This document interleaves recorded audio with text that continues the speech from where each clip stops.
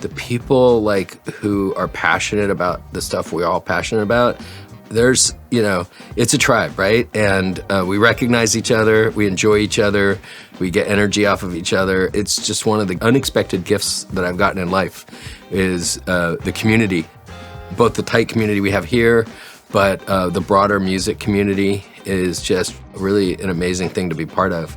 I mean, I was infected with music pretty young, but it's not really where my talents were. Electronics was my passion.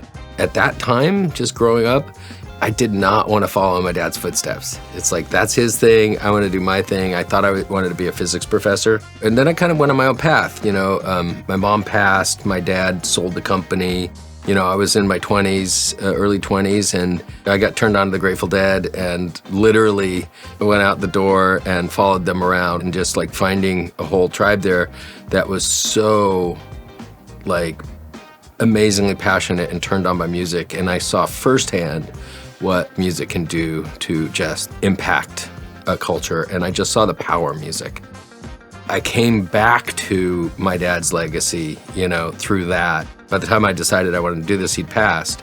But the time I spent with him was really more on like radios and electronics and working in the garage. I remember him when he designed the Cooper Time Cube, working on that with Dwayne Cooper. It was problems he was trying to solve. That's the dad I saw. It was less about, hey, I just need to fill a product that fills this niche or whatever. It's like I'm doing a studio, I'm recording vocals. I don't have quite the limiter that's fast enough for, maybe the snares or whatever. Or I got, this problem with a console, and every time it breaks, I have to take it all apart. Wouldn't it be great if each one was a module and I had a bunch of modules ready? Because time is money in the studio, right? And so if he's with Frank Sinatra and there's a problem with the console, you don't want to be having to pull it apart and fix it. You just want to have a module to swap in. So that was kind of like the birth of the 610 console, the first modular console. So it was all stuff to serve his needs in the studio, to, get an artistic result, to, show up and be there for the artist. At the end of the day, it was all about the music for him. And then the other thing was, he always said musicians were his favorite people. So that was his tribe. When we restarted UA, we put out the 1176 and the LA-2A, so obviously 2 compressors, and we wanted to augment the line with some kind of preamp. And look back, and I remember hearing my dad talk about the 610, and he was so proud. It absolutely had a sonic characteristic that a lot of people loved. And so we went back and designed the 610 preamp, and the first product we put out was a 2-channel version, just two 610 channels. It's called the 2610. We also put out a mono version, the M610.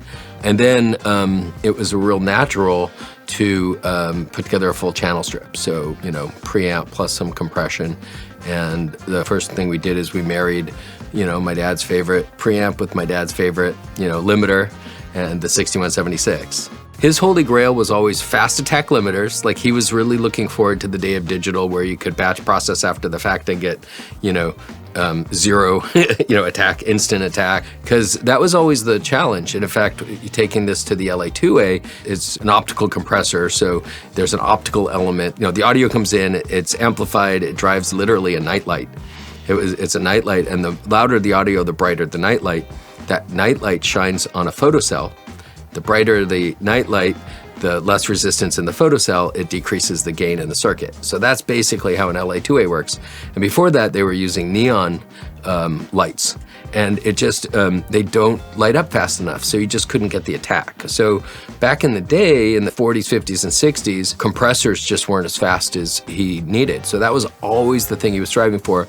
And then finally with the 1176, he was able to get a really fast attack limiter, and that's why he was super proud of that.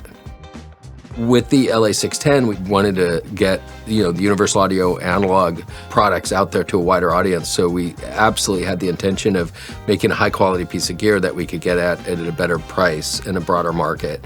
And so, the LA-610 was really focused more on someone like me, where it's a hobby, and I might be a pretty passionate hobbyist, but I'm a hobbyist. I love the 6176 and I love the LA-610 personally because it's just so easy to just get a sound and move on. And that's what my dad liked. Like, he didn't want to have to pull out manuals. He just wanted to be able to reach over, have readily available knobs, and get a good sound quickly, because there's just, you got to get back to the music.